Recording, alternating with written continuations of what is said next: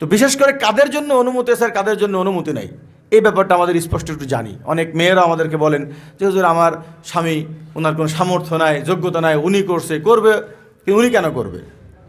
তো এই ব্যাপারগুলোর জন্য সবারই বোঝা যায়। আমি সব ভাইদেরকেই বলতেছি যে ভাই, আমরা একাধিক বিবাহের কথা বলতেছি এই জন্য না যে আপনি বিপদের মধ্যে পড়ে যান বা আপনি উপযুক্ত না।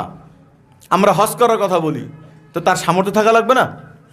তো এই জন্য ইসলামে আসলে একাধিক বিবাহ করার সামর্থ্যের জায়গাগুলো কে করতে পারবে আর কে করতে পারবে না, শুধু এই ব্যাপারটা নিয়ে আজকে আলোচনা করব।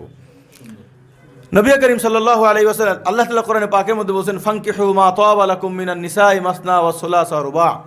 তোমরা 2টা বিয়ে করো, 3টা বিবাহ করো, 4টা বিবাহ করো, যদি তোমরা ভয় পাও, খুব ভালো করে বুঝবেন, যদি তোমরা ভয় পাও, আশঙ্কা করো যে তোমরা ইনসাফ করতে পারবে না, মানে তোমার নিজেকে যদি এতটুকুই বেইনসাফ লোক মনে হয় যে তুমি 2টা বউকে নিয়ে এসে কী করতে পারবে না, ইনসাফ করতে পারবে না, তোমার ভিতরে এতটুকু ইনসাফের মাত্রা নাই যে তুমি 2 স্ত্রীর মাঝে ইনসাফ করবা, বাস তাহলে তুমি 2টা বিয়ে করো না।